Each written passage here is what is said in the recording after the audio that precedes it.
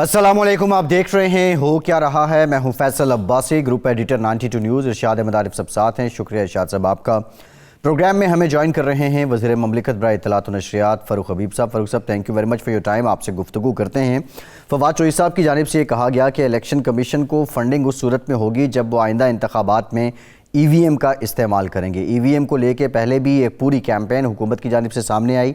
बिलाखिर जो मुश्तरका इजलास था पार्लियामेंट का, बाकायदा तौर पे बाज़ाब्ता तौर पे अब कानून मंजूर करवाया गया। आज एक और डेवलपमेंट हुई।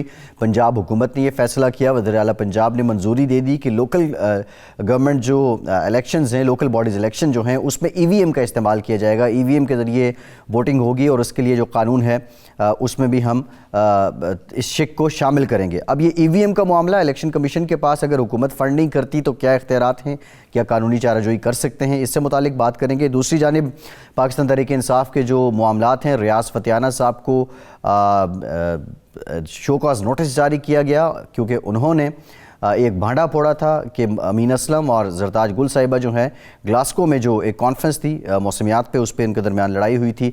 अब रियाज फतियाना साहब कहते हैं कि करप्शन जो है वो कोई भी करे वो तो पॉइंट आउट होनी चाहिए। इससे मुतालिक भी बात करेंगे। इरशाद साहब, ये रियाज फतियाना साहब का मामला क्या है? वो एक पार्लियामान की कमेटी में ये इंकशाफ कर रहे हैं और उसके बाद पार्टी की सतह पे उनको एक शो कॉज जारी कर दिया जाता है।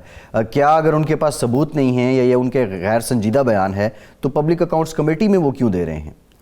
मेरा ख्याल है फतियाना साहब को उम्मीद तो ये होगी कि चूँकि ख़ान साहब किफ़ायत शारी के, सादगी के और कौमी खिदमत के अलमबरदार हैं, तो जब मैं ये बात करूँगा कि वहाँ शाह खर्चियाँ होती रही हैं, टब्बर का टब्बर गया हुआ है, तो शायद मुझे दाद मिलेगी, लेकिन वो उनके गले पड़ गई है वो इंकशाफ जो है। बहरहाल ये पार्टी का अंदरूनी मामला तो ज़रूर है, लेकिन अगर एक शख्स किसी पार्लिमानी कमेटी में या पब्लिक अकाउंट कमेटी में कोई इस तरह की बात करता है तो उस पर शो काज नोटिस देना कैसे बना, ये भी एक सवाल तो बहरहाल है। आइंदा इसका मतलब है कोई भी अगर बेज़ाब्तगी हो, बाहर जाके लोग पैसा कौमी ज़ाय करें या कुछ और अपने फ़राइज़ मनसबी अदा ना करें तो उसका कोई शख्स आके बताए नहीं, इंकशाफ नहीं करे। तो मेरा ख़्याल है बेहतर है कि हम जनाब फ़ारूक हबीब साहब से पूछ लेते हैं। कल वो वफाकी काबीना में मौजूद थे जहां वज़ीरों पर पाबंदी लगी कि वो बैरून मुल्क नहीं जा सकते 3 माह के लिए। बहुत अहम हो तो वज़ीर आज़म की इजाज़त से वो जा सकते हैं, लेकिन रूटीन के दौरे वो नहीं कर सकते। तो एक तो ये पाबंदी की वजह यही ग्लासगो कॉन्फ्रेंस थी या कोई और वजह थी, और दूसरा ये रियाज फतियाना साहब को अगर उन्हें कोई बात कर दी थी तो शोकाज नोटिस क्यों जारी हुआ? बहुत शुक्रिया इरशाद आरिफ साहब आपका, क्योंकि पहले बात EVM के हवाले से हुई थी। चलें आपके पहले मैं इस सवाल का जवाब दे देता हूँ, उसके बाद जो है वो EVM के इस्तेमाल के ऊपर आ जाते हैं। लेकिन बुनियादी तौर के ऊपर आपके इल्म में है कि वज़ीर आज़म इमरान खान साहब जब से वज़ीर आज़म बने हैं तो उन्होंने कोई गैर ज़रूरी दौरा जो है वो बैरून मुल्क का नहीं किया। उसकी कुछ बुनियादी वजूहात हैं। एक तो कौमी ख़जाने के ऊपर कोई बोझ उसका ना पड़े, दूसरा आपने देखा कि जितने भी उन्होंने दौरे किए तो उन दौरों के अंदर उनके बहुत महदूद उनके साथ जो है वो वफद होते थे, और उसके अलावा वो तमाम दौरे वो होते थे जो कि कौमी अहमियत के हामिल हैं, उनके ऑब्जेक्टिव्स जिसमें पाकिस्तान को क्या बेनिफिट है उसको मद्देनज़र रखा जाता था। और उन दौरों में आपने देखा कि उन्होंने शाहाना खर्चे, बड़े बड़े 777 जहाज़ों का इस्तेमाल नहीं किया, बल्कि आपके इल्म में है कि अमेरिका गए तो कमर्शियल फ़्लाइट का उन्होंने इस्तेमाल किया। वहाँ जाके एम्बेसडर के जो एम्बेसी है, एम्बेसी के अंदर रहे, बड़े बड़े होटलों में नहीं रहे। उन्होंने किफ़ायत शारी की, आला मिसाल कायम की अपने ज़रिए से। हालांकि उनका इस्तेहकाक था, वो बाकी प्रिविलेजेस ले सकते थे जो बाकी के हुक्मरान लेते रहे हैं, नवाज शरीफ, आसिफ अली जरदारी, यूसुफ रज़ा गिलानी। अगर आप देखेंगे तो उनके दौरों के ऊपर जो है वो लाखों डॉलर्स खर्च हुए।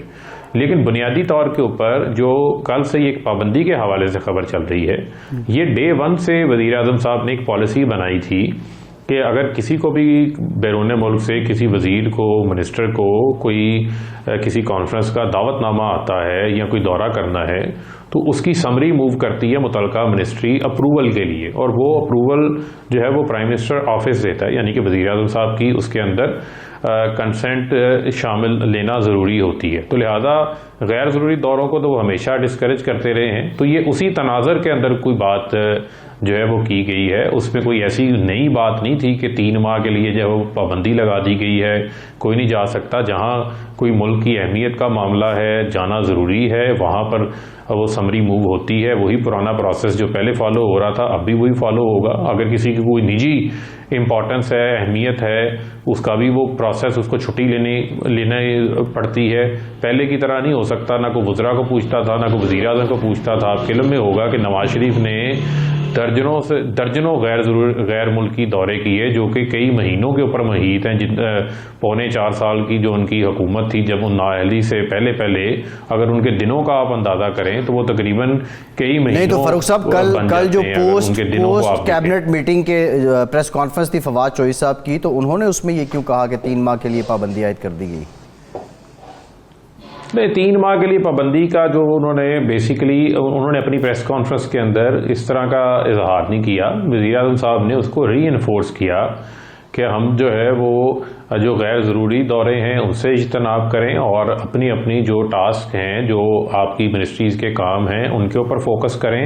اور میں سمجھتا ہوں کہ حکومت کے جو ہے وہ تقریباً جو ہے وہ 3.25 سال جو ہے وہ ہو چکے ہیں، اور تمام منسٹریز کو پرائم منسٹر صاحب نے ان کے ٹارگٹس دے رکھے ہیں، ان کے اوپر فوکس کریں. اور اس میں ہمارے جو ایون ایم این ایز ہیں وہ مختلف پارلیمنٹری کمیٹیز کا حصہ ہیں، جس میں بہت سارے ایسے معاملات جو قانون سازی سے متعلقہ ہوتے ہیں.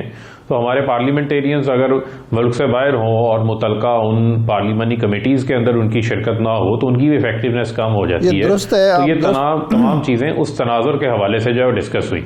اس کا مطلب ہے کہ کفایت شعاری بھی مقصد ہے اور کام پر توجہ دینا بھی مقصد ہے. لیکن یہ ریاض فتیانیہ صاحب کو کس بات کا شبہ نوٹس ہوا؟ انہوں نے تو جو حقیقت تھی وہ بیان کی.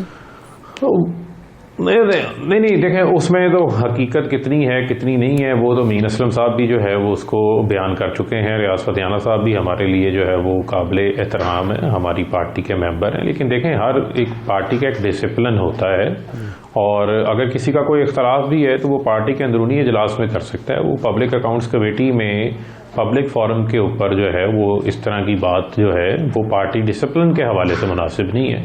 اسی تناظر میں جو ہے وہ پارٹی نے جو ہے وہ نوٹس کیا ہے، اس پہ وہ جواب دے دیں گے. اور اس پہ فتیانہ صاحب کے ذاتی جو مسائل تھے اس کی وجہ سے یہ بیان کیا تھا، واقعہ یہ نہیں تھا، یہ پتہ چل گیا. دیکھیں یہ تو میں نہیں کہہ سکتا کہ ان کا کیا معاملہ تھا یا کیا بیک گراؤنڈ تھا. لیکن میں سمجھتا ہوں کہ یہ کوئی اتنی ایسی بڑی چیز نہیں ہے. لیکن مقصد اس کا ہے کہ پارٹی کا جو ڈسپلن ہے اس ڈسپلن کو مد نظر رکھا جائے. ہم بھی سخت بات کرتے ہیں، اختلاف بھی ہوتا ہے، پارٹی کے اندرونی فورمز میں ہوتا ہے، اس کا ایک طریقہ کار بھی ہے، وہ سب اظہار کرتے ہیں. جتنی آزادی رائے کا اظہار جو ہے وہ ہماری پارٹی میں ہے، جتنا مشاورت کا عمل ہے وہ کسی جگہ پہ بھی نہیں ہے. اور یہاں تو آپ دیکھیں کہ وزیر اعظم ہر ہفتے کیبنٹ کی میٹنگ کرتے ہیں. ماضی میں تو جو ہے عید کے چاند کی طرح کیبنٹ کی میٹنگ ہوا کرتی تھی. اور آپ کو یاد ہوگا کہ مصطفیٰ ایمپیکس کیس میں سپریم کورٹ کو حکم نامہ جاری کرنا پڑ گیا تھا، ورنہ وہاں پہ وزیر اعظم عقل کول تھے، بادشاہ سلامت کی طرح فیصلے کیا کرتے تھے. یہاں پر یہ روایت نہیں ہے. فاروق صاحب، ایک دفعہ چیئرمین سینٹ نے نوٹس لیا کہ وزیر اعظم تشریف لائیں، کیونکہ 1 سال سے وہ تشریف نہیں لائے تھے سینٹ میں. اور مجھے یاد ہے پچھلے دور میں یہ جو 13 سے 18 والا نہیں، ایک دور میں ایک وفاقی وزیر صحت جو تھے اور بہت بڑے وہ لیڈر بھی تھے، وہ مجید نظامی صاحب کے پاس آئے اور انہوں نے کہا کہ میری 7 مہینے سے وزیر اعظم سے ملاقات نہیں ہوئی، اور میں نے جو ہیلتھ پالیسی بنائی ہے اور میں بیرون دورہ کر کے آیا ہوں وہ میں اس کی رپورٹ دینا چاہتا ہوں، لیکن وزیر اعظم صاحب دستیاب نہیں ہے. تو مجید نظامی صاحب نے کہا کہ کیبنٹ میں آپ یہ مسئلہ اٹھائیں. انہوں نے کہا کیبنٹ کا اجلاس ہی 7 مہینے سے نہیں ہوا. یہ تو آپ بالکل ٹھیک کہہ رہے ہیں. میرے خیال اب ہم آ جاتے ہیں اس طرف، یہ ای وی ایم کی طرف. کل فواد چوہدری صاحب نے کہا کہ اگر الیکشن کمیشن ای وی ایم پر الیکشن نہیں کرائے گا تو ہم ان کو فنڈز نہیں دیں گے. ای وی ایم کی قانون سازی ہوگی، حکومت نے اپنا فرض ادا کر دیا. اب بجٹ کا اور فنڈز کا معاملہ جو ہے اور اس ای وی ایم پر عمل درآمد، وہ ذمہ داری الیکشن کمیشن کی، آپ کی تو نہیں ہے. تو آپ اس طرح کی شرائط کیوں عائد کر رہے ہیں؟ نہیں دیکھیں، بالکل ہرگز جو ہے وہ ایسا کوئی مقصد نہیں ہے. پہلے تو ارشاد عارف صاحب ای وی ایم کی آبجیکٹیوٹی جو ہے نا وہ بڑی کلیئر ہونی چاہیے ہمارے مائنڈ کے اندر کہ الیکشن ایکٹ 2017 میں اس کا لکھا گیا تھا جو پہلے تمام پارٹیز نے پاس کیا تھا کہ 103 شک میں ای وی ایم کا استعمال کریں گے، پائلٹس کریں گے، لیکن اس وقت اتنے پائلٹس جو ہے وہ نہیں ہو سکے۔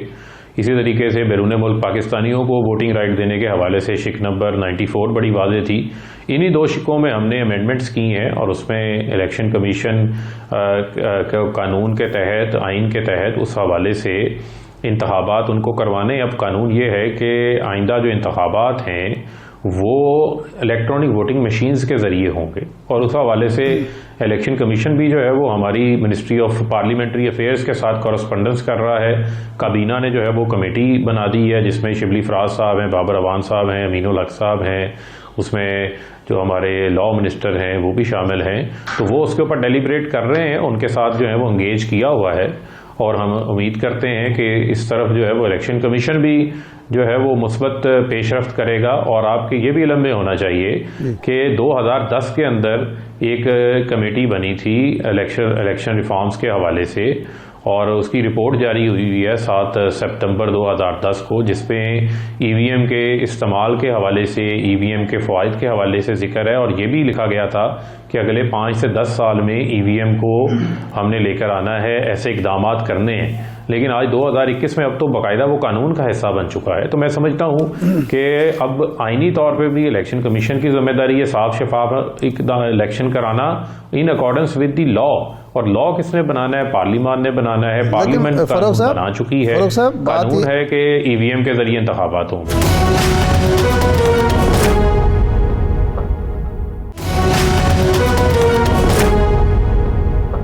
فاروق صاحب، الیکشن کمیشن یہ کہتا ہے کہ ہم نے 2010 کی جو قانون سازی تھی اور 2017 کی جو تھا اس کے مطابق ٹرائل کیا تو وہ پائلٹ پروجیکٹ کوئی زیادہ کامیاب نہیں ہوا، تو اب یہ آپ الیکشن کمیشن پر چھوڑیں کہ کیونکہ اس کی قانونی اور آئینی ذمہ داری ہے تو وہ کرائے نہ روایتی طریقے سے کرائے، روایتی طریقے سے کرائے۔ مقصد تو انتخابات کا غیر متنازع اور شفاف ہونا ہے۔ اگر اپوزیشن اس کو ماننے کے لیے تیار نہیں بلکہ الیکشن کمیشن کے تحفظات ہیں تو پھر وہ غیر متنازع شفاف الیکشن تو نہ ہوگا۔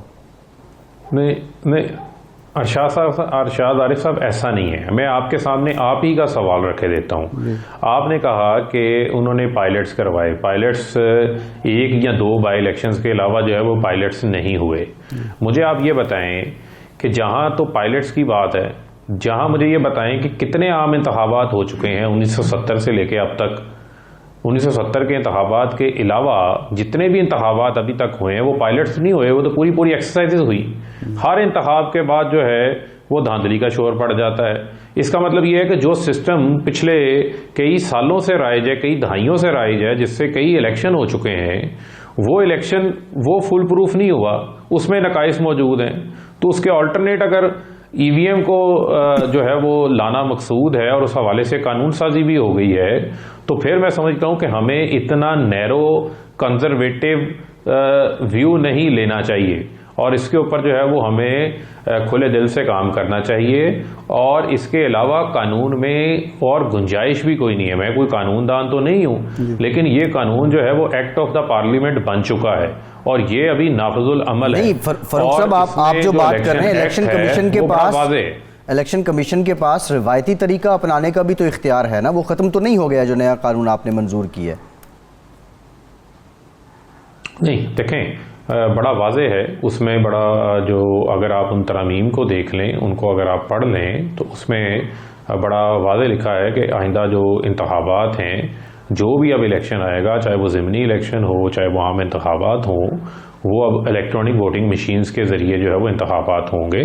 اس کے لیے اب الیکشن کمیشن کو اقدامات کرنا ہے، اور خوشائند بات بھی ہے، انہوں نے ایک اس حوالے سے کمیٹی بھی قائم کی ہے، انہوں نے منسٹری آف پارلیمنٹری افیئرز کے ساتھ کورسپونڈنس بھی کی ہے، جس میں انہوں نے ذکر کیا ہے کہ ہمیں اتنے لاکھ مشینیں درکار ہیں، ان کی سٹوریج بنانی ہے، اس کے لیے جگہ درکار ہے۔ ان تمام چیزوں کے اوپر جو ہے وہ منسٹری آف پارلیمنٹری افیئرز بھی جو ہے وہ کام کر رہی ہے، اور خاص طور کے اوپر جو پرائم منسٹر صاحب نے کابینہ کی کمیٹی بنائی ہے وہ بھی اس کے اوپر کام کر رہے ہیں، اور میں سمجھتا ہوں کہ لازمی بات ہے کہ ہمارا متمنہ نظر، الیکشن کمیشن کا متمنہ نظر، اس ملک کے اندر تمام جو سیاسی جمہوری قوتیں ہیں وہ صاف اور شفاف انتخابات ہیں، ان تک ہم نے پہنچنا ہے، اور صاف اور شفاف انتخابات کا جو حصول ہے اس کو ہم نے ممکن بنانا ہے۔ بالکل ٹھیک ہے۔ فاروق صاحب یہ فرمائیں کہ اب یہ آڈیوز اور ویڈیوز کا موسم آ گیا ہے، ایک تو اپوزیشن یہ کہہ رہی ہے، آپ نے حکومت نے اعلان کیا کہ ہم ایک کمیٹی بنائیں گے جو مریم نواز صاحبہ کی 2 آڈیوز ہیں اس کے نتیجے میں اشتہارات کا، پھر آپ نے کل بریفنگ جو تھی پرسوں تھی کمیٹی کی پیر والے دن، اس میں آپ نے وہ جو اسٹینڈنگ کمیٹی کی میٹنگ تھی اس میں آپ بھی شریک تھے، فیصل جاوید صاحب بھی تھے، آپ نے بریف بھی کیا کہ 2013 سے 18 اور 18 سے 21 تک اشتہارات کیسے دیے گئے۔ اپوزیشن یہ کہتی ہے کہ جوڈیشل کمیشن بننا چاہیے، ہمارے دور کے اشتہارات کو بھی ایگزامن کیا جائے کہ وہ شفاف طریقے سے، قانونی طریقے سے منصفانہ تقسیم ہوئی آپ کے دور کو۔ ایک دوسرا یہ ہے کہ جو ثاقب نثار صاحب والی ویڈیو ہے اس کی فرانزک کے لیے حکومت کیوں نہیں آ رہی، تاکہ کیونکہ اس کی وجہ سے آپ کی حکومت کے قیام پر ہی سوال اٹھ رہا ہے، تو اس کا فرانزک کرا کے جوڈیشل کمیشن میں یہ معاملہ لایا جائے تاکہ آئندہ کوئی الزام تراشی نہ ہو سکے۔ دیکھیں 2 چیزیں، ایک تو جو مریم صفدر صاحبہ کی میڈیا پر پابندیاں لگانے کے حوالے سے یا میڈیا کو ہدایات جاری کرنے کے حوالے سے جو ان کی آڈیوز آئی ہیں وہ انہوں نے اس کو تسلیم کیا ہے، اس کی تردید کوئی نہیں کی، اور ہم منسٹری آف انفارمیشن میں اس کی انٹرنلی انکوائری کروا رہے ہیں کہ وہ کس کیپیسٹی میں مریم صفدر صاحبہ جو ہے وہ منسٹری آف انفارمیشن کا جو اس وقت کا اختیار تھا، نہ وہ وفاقی وزیر برائے اطلاعات و نشریات تھیں، نہ وہ کسی ایسے سرکاری عہدے پہ براجمان تھیں، نہ ہی وہ بیوروکریسی کا حصہ تھیں کہ وہ ایسے احکامات جاری کر سکیں، تو انہوں نے ایسے احکامات کس کیپیسٹی میں جو ہے وہ جاری کیے، اور اگر وہ ایسا ہوا ہے تو ایسا کرنے میں کون کون ذمہ داران ہیں جو اس حکم کے اوپر جو ہے وہ عمل درآمد کرتے رہے، اور کس میڈیا ہاؤس کو کتنے اشتہارات ملے، اس کی تفصیلات تو سامنے آ گئی ہیں۔ تو بنیادی طور کے اوپر تو ان حقائق کو جو ہے وہ سامنے رکھنا ہے، کیونکہ وہ میڈیا کی آزادی کی آج کل بڑی باتیں کر رہی ہیں، لیکن اس وقت 4 میڈیا ہاؤسز کے اشتہارات کو بند کرا دینا اور اپنی مرضی چلوانا، ڈکٹیٹ کرنا، یہ وہ تمام چیزیں ہیں جس سے ان کے اوپر سوالات اٹھتے ہیں۔ جہاں تک رہ گئی بات ثاقب نثار کی، دیکھیں اگر تو ایسی کوئی آڈیو ویڈیو پہلی بار آئی ہو تو چلیں سمجھ آتا ہے، لیکن مجھے آپ یہ بتائیں کہ جن کی تاریخ ہی یہ ہو کہ جن کو مسئلہ تھا سپریم کورٹ نے بلایا، انہوں نے جتھے اکٹھے کیے، سپریم کورٹ پہ حملہ آور ہو گئے، زرداری کو سزا دلوانی تھی، جسٹس قیوم کو ٹیلی فون پہ شہباز شریف کو ٹیکنا کیس میں سزا بتاتے رہے، کتنی سزا آپ نے دینی ہے، ڈکٹیٹ کرتے رہے، کسی سے ڈھکا چھپا نہیں ہے، اور اس کے بعد جس طرح لوگوں کو نوازا جاتا رہا وہ بھی ایک پاکستان کی تاریخ میں بڑی عیاں چیز ہے۔ پاناما کیس کا جب معاملہ چل رہا تھا، ججز کو بغض بھرا کہا گیا، اپنے پارلیمنٹیرینز کے ذریعے ان کے بچوں اور ان کے خاندانوں کے لیے، ججز کے لیے زمین تنگ کرنے کی باتیں کی گئی، اور جو طلال چودھری، دانیال عزیز، ان کی جانب سے باتیں کروائی گئی، آج وہ باتیں وہ خود کر رہی ہیں، اور کبھی حلف نامے آ جاتے ہیں، کبھی آڈیوز آ جاتی ہیں، لیکن جو ان کا اپنا اصل کیس چل رہا ہے ارشاد فاروق صاحب یہ ایک بنیادی سوال ہے کہ آپ ایک آڈیو پہ تو تحقیقات کروا رہے ہیں، دوسری پہ نہیں کروا رہے ہیں۔ اچھا ایک اور سوال، لاسٹ کوسچن ہے فاروق بھائی، لاسٹ کوسچن آپ سے۔ نہیں ایک آخری پوائنٹ لے لیں نا، آخری پوائنٹ میرا لے لیں۔ دیکھیں اس کا جو بنیادی فورم ہے، دیکھیں اس کا جو بنیادی فورم ہے، یہ کیوں یہ کہتے ہیں کہ جناب آپ فرانزک کرائیں، یہ فرانزک تو انہوں نے خود کروایا ہوا ہے، یہ کہہ رہے ہیں، اور مجھے لگتا ہے پیسے بھی انہوں نے خود ہی ادا کیے ہوئے ہیں، یہ عدالتی ریکارڈ کا اس کا حصہ بنا ہے نا۔ جی بالکل ٹھیک ہے، یہ سوال ہم آلریڈی چل رہا ہے، بالکل اس میں اپیلیں چل رہی ہیں، تو علیحدہ کمیشن بنانے کی کیا ضرورت ہے؟ آپ وہیں جمع کرائیں، وہیں پہ جا کے آپ ثابت کریں، آپ اس کا بینیفٹ لینا چاہتے ہیں آپ بینیفٹ لیں، کیوں نہیں لے رہے آپ؟ آخری سوال آپ سے فاروق صاحب، چور ہے، عالمی منڈی میں تیل سستا ہو گیا اور پاکستان میں قیمتیں برقرار ہیں، تیل مہنگا ہوا، اس وقت تو جو پاکستان میں قیمت ہے وہ اوپر جاتی رہی، تو کیا یہ آئی ایم ایف کے ساتھ جو معاہدہ ہے اس میں جو شرائط ہیں اس کو مد نظر رکھتے ہوئے قیمتیں برقرار رکھی گئی ہیں، ٹیکس میں اضافہ کر دیا گیا ہے؟ انڈیا نے 2 بار قیمتیں کم کی ہیں۔ نہیں دیکھیں بنیادی طور پہ ذرا آپ سمجھ لیں تھوڑا سا، دیکھیں جب آپ کہہ رہے ہیں نا کہ عالمی سطح پہ جب قیمتوں کا اضافہ ہوتا جا رہا تھا تو آپ نے کیوں اضافہ نہیں کیا، اس کو تھوڑا فیکچولی کلیئر کر لیتے ہیں۔ نہیں آپ نے جب کیا، عالمی سطح آپ نے کیا سر، آپ نے کیا جا رہا تھا، جی سن تو لیں نا، اب میری بات بھی تو سن لیں نا. آپ کی بات آدھی درست ہے لیکن آدھی مجھے بھی تو بتا لینے دیں. جب ہمارے پاس گنجائش تھی تو ہم پیٹرولیم لیوی کو کم کرتے کرتے 0 پہ بھی لے آئے تھے. ہم اس وقت پریشر پاس آن نہیں کر رہے تھے اور ہم نے سیلز ٹیکس کو بھی کم کیا. جب ہمارے پاس ٹیکسز میں کمی کی بھی گنجائش ختم ہو گئی اس وقت ہم نے اضافہ پاس آن کیا اور وہ اضافہ ہوش شربا تھا. 100% اضافہ ہو گیا تھا. $42 سے $85 پہ چلے گئی تھی. ابھی جو قیمتیں واپس آئی ہیں، نیچے آنا شروع ہوئی ہیں، وہ ٹرینڈ پچھلے 1 ہفتے سے آنا شروع ہوا ہے. اور جو پی ایس او پیٹرول خریدتا ہے وہ 15 دن کی اس کی ایڈوانس جو ہے اس کی پروکیورمنٹ ہوتی ہے. تو اس کا جو اثر آئے گا یہ جو اگلی 15 دسمبر کی ہماری قیمتوں کا تعین ہوگا اس میں آئے گا اور اس میں آپ کو کمی کا بھی رجحان جو ہے وہ واضح نظر آ جائے گا. تو اگر آپ اس کو ایکسپیکٹ کریں کہ ابھی فوری پہ اس کا اثر آ جاتا آپ وہ قوم کو ممکن نہیں خوشخبری سنا رہے ہیں کہ 15 دن کے بعد پیٹرول کی قیمتیں کم ہوں گی. یقیناً اگر عالمی سطح کے اوپر اسی طریقے سے پیٹرولیم قیمتوں میں جو تنزلی کا رجحان قائم رہا، کمی کا رجحان قائم رہا، تو اس کا بینیفٹ وزیر اعظم عمران خان صاحب پاکستان کی عوام کو پاس آن کریں گے. جی ٹھیک ہے، بہت اور شکریہ. یہ بھی ہم نے پاس آن کیا ہے. یہاں بھی ارشاد علی صاحب قیمتیں برقرار رکھ کے بھی پاس آن کیا ہے ہم نے. اگر پیٹرولیم لیوی اس طرح 145 میں ایڈ کر دیتے تو وہ 149 قیمت ہو جاتی، وہ بھی ہم نے ایڈ آن کی ہے. بالکل ٹھیک ہے. فاروق حبیب وزیر برائے اطلاعات و نشریات ہمارے ساتھ موجود تھے. تھینک یو فاروق صاحب. آپ کے وقت کا گنجائش ابھی نہیں ہے، یہ کہہ رہے ہیں کہ جب گنجائش تھی تو تب ریلیف دیا. ایک بریک لیتے ہیں، بریک کے بعد مزید بات کرتے ہیں.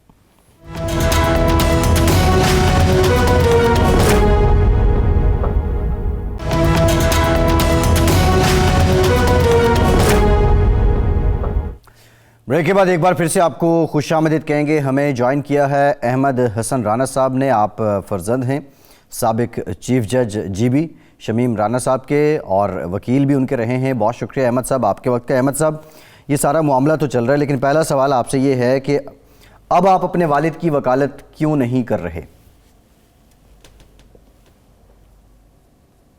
وکالت نہیں کر رہا جی. میں نے تو یہ کہا میں ان کی ٹیم کا حصہ ہوں. لیڈنگ کاؤنسل جو ہوں گے وہ اب لطیف آفریدی صاحب جو بہت سینئر لائر ہیں اور former president supreme court bar association بھی ہیں، وہ اس کو لیڈ کریں گے اب انشاءاللہ جی.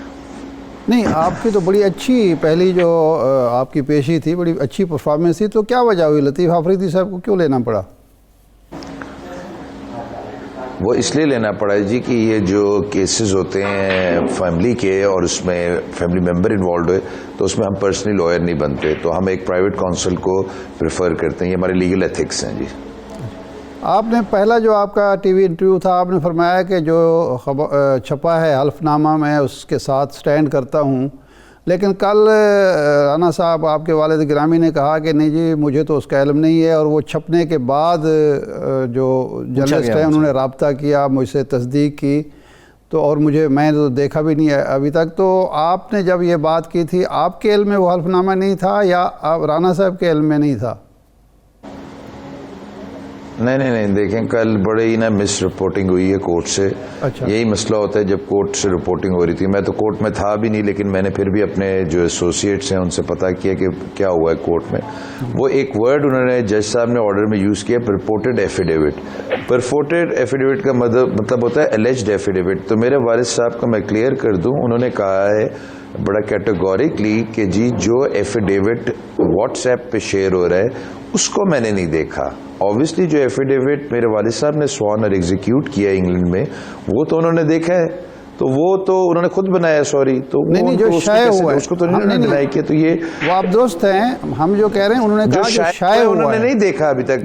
انہوں نے جو جی واٹس ایپ پہ جو سرکولیٹ ہو رہا ہے انہوں نے نہیں دیکھا، انہوں نے یہی کہا ہے جی. بالکل نہیں انہوں نے جب یہ کہا کہ جو شائع ہوا ہے میں نے دیکھا، تو پھر وہ تصدیق کس بات کی انہوں نے کی کہ ہاں یہ میرا ہے یا میں نے حلف نامہ دیا ہے؟ یہ تو انہوں نے تسلیم کیا کہ میں نے تصدیق کی. جب میڈیا والے میری بات سن لیں، میڈیا میں اکثر کا یہ ہوتا ہے کہ کچھ فیکٹس ڈسٹارٹ بھی کر دی جاتے ہیں. انفارچونیٹلی اس بار کچھ ایسا نہیں ہوا کیونکہ مجھے جہاں تک ایفیڈیوٹ کے جو کنٹینٹس ہیں وہ سیم ہیں اور میں نے پڑھ کے سنا بھی دیا کاشف عباسی صاحب کے پروگرام میں کہ یہ کنٹینٹس ہیں اور ان کو وی انڈوس بائی، کہ جس میں انہوں نے کہا ہے کہ جی میں نے یہ بات انہیں کہتے ہوئے سنا کہ جی مریم نواز اور نواز شریف صاحب کی بیل ڈکلائن ہونی چاہیے. اس حد تک اچھا یہ فرمائیں کہ یہ رانا صاحب کہتے ہیں آپ کے والد گرامی کہ یہ میں نے نہیں لیک کیا، میں نے نہیں دیا، تو یا ان کے پاس یہ ہوگا یا آپ کے جو ان کے پوتے ہیں ان کے پاس ہوگا، تو یہ اخبار نویس کے پاس پہنچے تو اس کا مطلب ہے شریف خاندان کی طرف سے ہو سکتا ہے. تو یہ کوئی مس ٹرسٹ ہے، یہ کیا معاملہ ہے کہ کہاں سے لیک ہو گیا؟ آپ نے کیا گیس کیا؟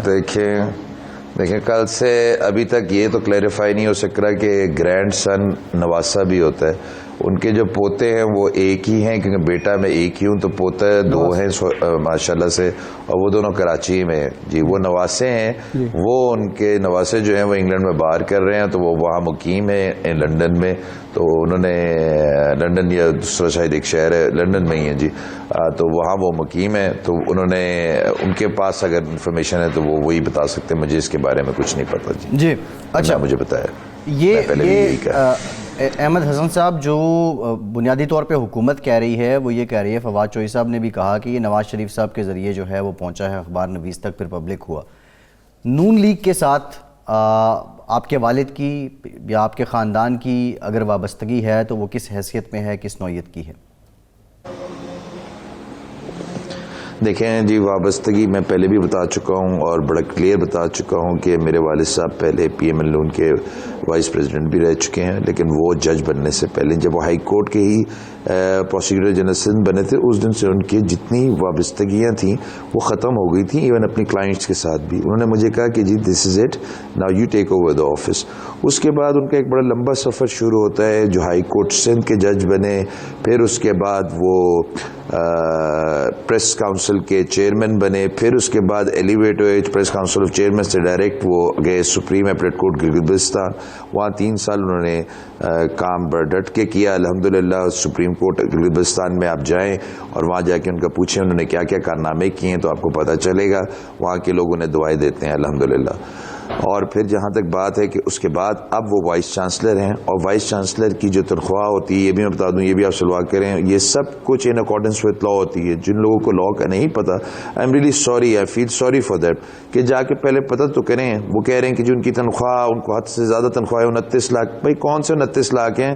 وہ مجھے بھی لا کے دکھا دیں. ان کی 17 لاکھ تنخواہ ہے یا وہ اتنی تنخواہ ہے اور اس میں سے ان کے 5 لاکھ روپے تو ان کے ٹیکس میں کٹ جاتے ہیں. تو از اے ویری 5 لاکھ تو مہینے کا ٹیکس دے رہے ہیں گورنمنٹ کو. تو گورنمنٹ کو تو خوش ہونا چاہیے کہ is one of the highest. 17 lakh لے رہے ہیں. 5 کو ملٹیپلائی کر دیں 12 سے تو 60 جی 17 لاکھ تنخواہ ہے ان کی جہاں تک میرے علم میں. نہیں ہمیں تو اس پر اعتراض نہیں ہے، 29 ہو یا 17 ہو وہ نہیں. سوال یہ ہے کہ ایک وائس چانسلر نے پاکستان کے یونیورسٹی کے سابق جج ہیں گلگت بلتستان کے، وہ اپنا حلف نامہ لندن میں لاکر میں کیوں رکھتے ہیں؟ کیا پاکستان میں وہ اپنے آپ کو یا اپنے کسی دستاویز کو محفوظ نہیں سمجھتے؟ نمبر 1، کیا وہ یہ نہیں چاہتے کہ ان کی زندگی میں یہ حلف نامہ سامنے آئے اس لیے وہ لاکر میں رکھ رہے ہیں؟ دیکھیں جی پاکستان میں ان کو سچ بولنے کا اتنا خمیازہ بھگتنا پڑ رہا ہے کہ لوگ ان سے سوال کر رہے ہیں آپ نے 3.5 سال بعد سچ کیوں بولا ہے؟ تو ادھر کیسے رکھ سکتے تھے؟ ان کو کسی پہ ٹرسٹ ہی نہیں تھا کہ ادھر رکھیں. تو انہوں نے اگر بہتر سمجھا ہے، یہ سوال تو ایسے ان سے ہونا چاہیے، انہوں نے میرے خیال سے بہتر سمجھا کہ وہاں ایک سیف جگہ ہے، وہاں جو ٹاکرز ہیں وہ سیف ہے، تو انہوں نے وہاں رکھ دیا. اس میں کیا ایسی کوئی بات ہے؟ وہاں سے بھی تو نکل آیا نا احمد صاحب وہ کتنا سیف تھا. دوسرا یہ بتائیں یہ حلف نامہ رکھنے کی یا یہ دینے کی ضرورت کیوں پیش آئی؟ یہ کس مقصد کے لیے تھا؟ دیکھیں جی مقصد بتانا میرا کام نہیں ہے کیونکہ نہ میں نے بنایا ہے، مالک صاحب نے بنایا ہے. یہ سوال آپ ہم سے کریے گا please with all due respect. یہ ٹھیک ہے آپ درست فرما رہے ہیں، میں نے ایگزیکیوٹ کیا. لیکن ایک سوال تو آپ سے ہو سکتا ہے نا کہ اس کے ڈانڈے چونکہ ملتے ہیں نواز شریف صاحب کے کیس سے اور مریم نواز صاحبہ کے کیس سے، اور اگر یہ حلف نامہ درست ہے اور رانا شمیم صاحب کے سامنے یہ ساری گفتگو ہوئی، لیکن ثاقب نثار صاحب کہتے ہیں بالکل ایسی تو میری گفتگو ہی نہیں ہوئی ہے اور میں ان کے سامنے بیٹھ کے اس طرح کی گفتگو کیوں کروں گا؟ اور یہ 3 سال بعد والی جو بات آپ نے خود بھی کہی ہے کہ 3.5 سال بعد کیوں ہو رہا ہے، یہ سوال تو بہرحال بنتا ہے نا کہ لندن جانا، لندن میں حلف نامہ نوٹری پبلک سے اس کو اتھینٹیکیٹ کرانا، وہاں لا کر میں رکھنا اور 3 سال بعد یہ سارا کچھ کرنا، تو اس کا کوئی نہ کوئی تو لنک نواز شریف صاحب کے کیسز سے، نواز شریف صاحب کی ذات سے بنتا ہے نا جی. دیکھیے جی، نواز شریف صاحب کا تو اس میں نام ہے ایفیڈیوٹ میں، اور مریم نواز کا بھی نام ہے، تو تعلق تو ہے. اس کے علاوہ کوئی سوال آپ کا بنتا ہے تو پوچھ لیں. تعلق تو یہ آپ نے فرمایا اپنے پروگرام میں کہ صدر بھی آپ کے والد گرامی بن سکتے ہیں، تو نواز شریف صاحب نے کوئی یقین دہانی ان کو کرائی کہ آپ کی خدمات جو قومی خدمات ہیں اور جماعت کے ساتھ؟ میں پھر آپ سے بڑا کیٹیگوریکلی کہوں گا، میرے والد صاحب نمبر 2 پوزیشن جو ہوتی ہے پروٹوکول کے لحاظ سے اور جو رینک وائز ہوتی ہے وہ ہوتی ہے چیف جسٹس کی، وہ تو ہولڈ کر چکے ہیں. اب ایک پریزیڈنٹ کی سیٹ رہے گی جس کے لیے ان کے پورے کرائٹیریا پہ اترتے ہیں. ایج بھی ہے ان کی، ایکسپیرینس بھی ہے، نالج بھی ہے، مسلمان بھی ہیں، تو ان کو کیوں نہیں بن سکتے؟ میں آپ سے سوال کرتا ہوں. کمٹمنٹ ہے ہمیں تو کوئی اعتراض نہیں، ہم تو کہتے ہیں سر کوئی کمٹمنٹ ہے والد صاحب؟ نہیں، کمٹمنٹ دیکھیں پریزیڈنٹ جو ہوتا ہے نا ملک کا، وہ کسی پارٹی کا نہیں ہوتا، وہ پورے ملک کا ہوتا ہے. تو اگر ان کو یہ اعزاز کبھی نوازنا ہے اللہ تعالیٰ نے، تو میں تو کہوں گا جی بالکل بنے، انشاءاللہ کیوں نہ بنے. نہیں، جو خدمات ہیں ظاہر ہے مسلم لیگ کے وہ نائب صدر رہے، بڑی آنر کی بات ہے. مسلم لیگ کے وہ نائب صدر رہے، پھر وہ چیف جسٹس خدمات ہیں. دیکھیں میں آپ کو بتاتا ہوں اگر مسلم لیگ نون پارٹی پاور میں بھی نہیں آتی، اگر پرائم منسٹر بھی نہیں بنتے، لیکن اگر ان کے سینٹ میں ووٹ زیادہ ہوتے ہیں اور وہ کہتے ہیں کہ ہم احمد رانا مویشی صاحب کیونکہ انہوں نے سچ بولا تھا، ان کے فیور میں ہم ووٹ دیتے ہیں اور ان کو ہم پریزیڈنٹ بنانا چاہتے ہیں، تو اس میں کیا کباہت ہے؟ نہیں، کوئی بات نہیں. مطلب میں یہی کہہ رہا ہوں کہ اس کا مطلب ہے کوئی کمٹمنٹ ہے. اب یہ فرمایا کہ 4 تاریخ کو اصل حلف نامہ آپ پیش کر رہے ہیں عدالت میں؟ جی میرے والد صاحب نے کہا جی وہ کریں گے انشاءاللہ. آرڈر کورٹ کا آرڈر کمپلائی وتھ ہوئے گا. 4 تاریخ کو پیش ہو جائے. آپ کی جو اپنی کورسپونڈنس ہے اپنے والد صاحب کے ساتھ اس کیس کے تناظر میں، کیا وہ اب بھی جاری ہے؟ کیونکہ اب آپ لیڈنگ کاؤنسل تو نہیں ہیں، اور پہلے جو آپ کی کورسپونڈنس وہ لمیٹڈ ہوگی کیونکہ اب وہ ڈائریکٹ ان کانٹیکٹ وتھ لطیف آفریدی صاحب ہے. صحیح. تو اگلے یعنی 4 دن میں وہ پہنچ جائے گا، آپ کو توقع ہے؟ یہ ڈائریکٹ آپ پیش کریں گے یا وہاں کونسل سفارت خانے کے ذریعے آئے گا حلف نامہ؟ نہیں دیکھیں جی، ہم ڈائریکٹ کریں گے، موسٹ پرابلی ڈائریکٹ کریں گے. ہمیں سفارت خانے کی ضرورت نہیں، وی کین افورڈ، تو ہم اس کو خود ہی منگوا لیں گے انشاءاللہ. جی اچھا، ثاقب نثار صاحب کے ساتھ آپ کے والد صاحب جب آن سروس تھے تو اس وقت کیسا ریلیشن تھا؟ ظاہر ہے وہ چیف جسٹس یہاں تھے اسلام آباد میں، یہ جی بی میں چیف جج تھے، کورسپونڈنس تو کہیں نہ کہیں کسی حد تک ہوتی ہوئی ہوگی، تو کیسا تعلق کیسا تھا؟ Diplomatic between both of them. دونوں ڈپلومیٹک تھے؟ نہیں، ڈپلومیٹک تھے تو پھر اس طرح کی بات وہ ان کے سامنے کیسے کر رہے تھے؟ دیکھیں ڈپلومیٹک اس لیے دونوں کی نہیں ڈپلومیٹک سے ان اے سینس، یار آپ لوگ پھر ورڈز کو ٹویسٹ کیوں کرتے ہیں؟ ہمیں ڈپلومیٹک کی میننگ بھی بتا دو. ڈپلومیسی کے جی دونوں ایک دوسرے کا ریگارڈ رکھتے تھے کہ جی دونوں جو پوزیشن ہولڈ کر رہے ہیں وہ ان کی عزت کا خیال رکھیں گے تو ان کی عزت ہوئے گی، وہ ان کی عزت کا خیال رکھیں گے وہ ان کی عزت ہوئے گی. لیکن یہ ایک انفارچونیٹ انسیڈنٹ ہو گیا. میرے والد صاحب کے کانشیس پہ بوجھ تھا، انہوں نے 3 سال بعد ایک سچ بول دیا. اب ویٹ کریں جوڈیشل انکوائری کا، انشاءاللہ سچ کا سچ، جھوٹ کا جھوٹ پتہ چل جائے گا انشاءاللہ. تھوڑا صبر کریں. یہ ڈپلومیسی کے جو آپ نے معنی بدلے ہیں یہ بڑے حیران کن ہیں ہمارے لیے. احمد صاحب کے ڈپلومیٹک تھا اور ایک دوسرے کا ریگارڈ. نہیں یہ پاکستان میں نہیں میں بتاتا ہوں، پاکستان میں آج کل جھوٹے کو جھوٹا نہیں کہا جاتا، نہ ڈپلومیٹک کہا جاتا ہے. اس کو ایک ورڈ کا بڑے ڈفرینٹ ورڈ سے بڑے جایا جاتا ہے کہ سچے انسان کو کہا جاتا ہے کہ جی وہ بیوقوف ہے، اور جو جھوٹا ہے اس کو سراہا جاتا ہے. اور ڈپلومیٹک کہا جاتا ہے سب سے بیسٹ انسان ہے، کیونکہ وہ اس نے بڑے سرکمسٹانسز دیکھ کے محتاط ہو کے چلنا ہوتا ہے. اس لیے میں نے ورڈ ڈپلومیٹک یوز کیا تھا. ڈپلومیٹکس تو بڑا آنریبل ورڈ بھی ہے، آپ ڈپلومیٹس نہیں ہوتے. آپ کے والد صاحب کے ضمیر کا بوجھ جو ہے وہ یقینی طور پہ اب ہلکا ہو گیا ہوگا، 3.5 سال ہو گئے ہیں، تو اس سے کوئی تبدیلی آئے گی؟ اس کا کوئی ملک کے نظام پہ اثر ہوگا؟ اور سزائیں جو نواز شریف صاحب کی مریم صاحبہ کی سزاؤں پر اس کے اثرات ہوں گے؟ جی سزاؤں کا تو اس سے کوئی لینا دینا نہیں ہے، لیکن ملک کے اوپر اثرات ہوئیں گے. میں پہلے بھی بتا چکا ہوں کہ اگر یہ جوڈیشل انکوائری بیٹھ گئی تو یہ ضرور پتہ چلے گا، کیونکہ اگر یہ پروو ہو گیا کہ یہ ثاقب نثار صاحب farmer chief justice of Pakistan نے یہ کہا تھا کہ یہ بیلز نہیں ہونی چاہیے، تو کس کو بینیفٹ کرنے کے لیے یہ کیا جا رہا تھا بیفور دی الیکشنز؟ وہ تو تانے بانے ملیں گے جا کے عمران خان صاحب سے تو عمران خان صاحب سے ملیں گے تو اس سے پھر تانے بانے جا کے ملیں گے جاوید ہاشمی صاحب کے بیان سے. جاوید ہاشمی صاحب نے بڑا کیٹیگوریکلی پارٹی کو جب چھوڑتے ہوئے کہا تھا, اصولی موقف لیا تھا کہ جی ایک جج صاحب نے عمران خان صاحب کو ایشورنس دیے کہ اگر جب میں آ گیا تو میں نواز شریف صاحب کو ڈسمس کر دوں گا. انہوں نے نام تو نہیں لیا لیکن ہم نے یہ دیکھا کہ ہسٹری میں نواز شریف صاحب ڈسمس ہوئے اور ان کا کیس پانامہ سے شروع ہوتا ہے اور اقامہ پہ ختم ہوتا ہے, اور اقامہ پہ بھی صرف یہ کہا جاتا ہے کہ آپ نے اپنے بیٹے سے 10,000 ریال یا جو بھی دینار ہوتے ہیں وہ نہیں لیے. تو ہم آپ کو ریسیویبلس کی ڈیفینیشن لی آکسفورڈ ڈکشنری سے اور اس کے بیسس پہ ان کو ڈسمس کر دیا گیا, جو میرے لحاظ سے ایک تھوڑا انفارچونیٹ ڈیسیژن ہے. سپریم کورٹ کا ڈیسیژن ہے, supreme court can do any thing. 197 کے تحت کانسٹیٹیوشن کے ان کے پاس سارے پاورز ہیں, لیکن میرے ریزرویشنز ہیں. That decision in my view was not fair کیونکہ انہوں نے کوئی اتنا بڑا offense نہیں کیا تھا جس کے لیے ان کو ڈسمس کر دیا جائے. سیکنڈلی جی میرا یہ اپنا پرسنل ویو ہے, جی میرا اپنا پرسنل ویو ہے. بالکل باقی جو کورٹ کا ویو ہے وہ میں اس سے وہی امپلیمنٹ ہوگا. بہت شکریہ احمد حسن رانا صاحب, بہت شکریہ. آپ کے وقت کا ایک بریک لیتے ہیں, بریک کے بعد دوبارہ حاضر ہوتے ہیں.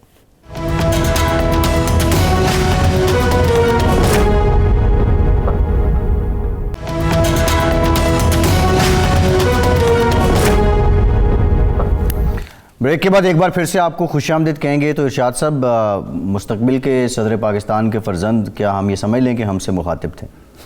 بالکل.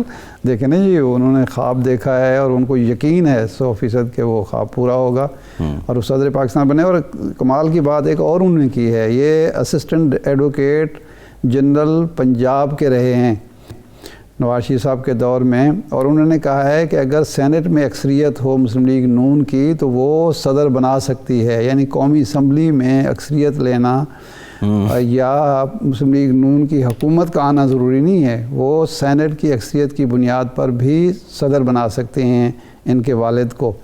تو میرا خیال ہے کہ صدر وہ سینٹ میں تو پچھلے سال تک اکثریت تھی اس کی, وہ مل کے بنا سکتے تھے لیکن شاید نہیں کیا. لیکن آئندہ دیکھیں کب اکثریت آتی ہے.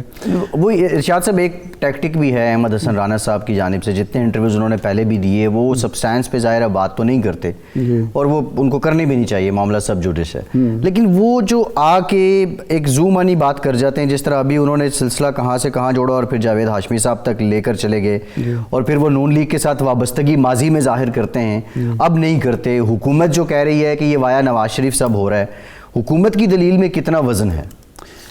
دیکھیں جی, 2-3 چیزیں ایسی ہیں جس کا جواب نہ ان کے والد دے سکے ہیں, نہ یہ دینا چاہتے ہیں, نہ دے پا رہے ہیں. وہ یہ ہے کہ حلف نامہ امریکہ سے برطانیہ سے نہیں, یہ جو جج صاحب تھے, سابق جج صاحب, یہ امریکہ میں تھے. پاکستان میں فوتیدگی ہوئی ان کے خاندان کی. یہ 6 تاریخ کو واپس آنے کی بجائے لندن چلے گئے, وہاں تجہیز تکفین میں شرکت کی بجائے وہاں لندن چلے گئے. وہاں جا کے انہوں نے حلف نامہ ریکارڈ کرایا, اس کو سیل کیا, اس کے بعد اس کو اتنا سیل اور اتنا محفوظ کیا کہ وہ ان کے آنے سے پہلے لاہور پہنچ گیا یا اسلام آباد پہنچ گیا اور اخبارات میں چھپ گیا. نمبر 1 تو یہ ہوا. اس سے مشکوک ہوتا ہے معاملہ کہ ان کو تو ڈائریکٹ فلائٹ لے کے پاکستان آنے چاہیے تھے, اگر انڈائریکٹ بھی تھی تو وہ ملاقاتیں کرنے کی بجائے اور اس چکر میں پڑنے کی بجائے پاکستان آنا چاہیے تھا. 10 نومبر کو یہ حلف نامہ لکھا گیا ہے. دوسری بات, اس میں اگر وہ افشا انہوں نے خود نہیں کیا, ان کے پوتے یا نواسے نے نہیں کیا, ان کے صاحبزادے نے نہیں کیا, تو ظاہر بات ہے جو بینیفیشری پارٹی ہے اس نے کیا ہے. جی, تو یہ حلف نامہ انہوں نے وہاں کیوں پہنچایا, یعنی ایون فیلڈ میں کیسے پہنچ گیا اور کیوں پہنچ گیا, کیا ضرورت پڑی تھی؟ اگر ان کا ضمیر ان کو ملامت کر رہا تھا اور ضمیر کا بوجھ ہلکا کرنا تھا اور اس کو محفوظ رکھنا تھا تو وہاں پہنچانے کی کوئی ضرورت نہیں تھی. تو اس کا مطلب ہے کہ کوئی نہ کوئی دال میں یہ تو ارشاد سے ہے. اسٹیبلش نہیں ہوا نا کہ وہ ایون فیلڈ پہنچ چکا ہے, وہ کہ بینیفیشری پارٹی تو ایون فیلڈ ہی ہے, وہی ایون فیلڈ والے ہی ہیں, لیکن یہ اسٹیبلش تو نہیں ہوا کہ وہ وہاں پہنچے نا. ہم تو ان کے بیان کی روشنی میں جو ہے اپنے قیاس کے گھوڑے دوڑا رہے ہیں کہ اگر انہوں نے نہیں دیا, ان کے خاندان کے کسی فرد نے نہیں دیا, تو وہ جو نوٹری پبلک ہے انگریز وہ تو نہیں دے گا. ظاہر بات ہے پھر جو بینیفیشری پارٹی ہے وہی دے گی. जिनसे ये ताल्लुक भी क्यास से हट के जो आपकी साकिब निसार साहब से गुफ्तगू हुई थी इस तनाजुर में, जिस तरह अभी अहमद हसन राना साहब बता रहे थे कि डिप्लोमेटिक रिलेशन था बिटवीन साकिब निसार और उनके वालिद साहब। नहीं, साकिब निसार साहब तो ये कहते हैं कि मेरे अच्छे ताल्लुकात थे और मेल जोल था, लेकिन जो इस तरह के प्रोफेशनल मामलात थे वो तो मैं नहीं इनसे डिस्कस करता था, नंबर वन। दूसरा ये है कि इनको हमेशा ये शिकायत रही कि इनके जो फ़ैसले होते थे ये हमेशा हिट करते थे 18 में ख़ास तौर पर वफाकी हुकूमत के इदारों को। मसलन इन्होंने कहा कि वहाँ जितने पीटीडीसी के मोटेल और रेस्टोरेंट वगैरह, वो होटल वगैरह हैं, वो सारे के सारे स्काउट्स के हवाले कर दिए जाएँ। पीआईए की सर्विस नाक़िस है तो एक प्राइवेट कंपनी को कहा कि तुम अपनी सर्विस चला लो। तो मैं जब वो मेरे पास आते थे तो मैं उनको रोक लेता था, उनको होल्ड करता था और रिमार्क्स भी देता था, ऑब्जर्वेशन देता था, जिसकी वजह से ये इनको एक्सटेंशन नहीं मिल सकी।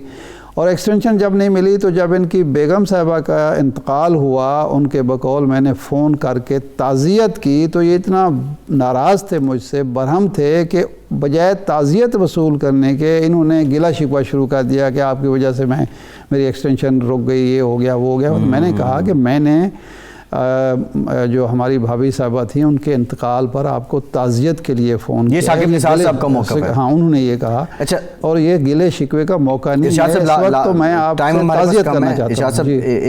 एक सवाल ये है, हुकूमत को अगर हम देखें वो सियासी बातें तो कर रही है, जिसमें फवाद साहब ने कल भी बात की, वो इसको नून लीग से भी मंसूब कर रही है।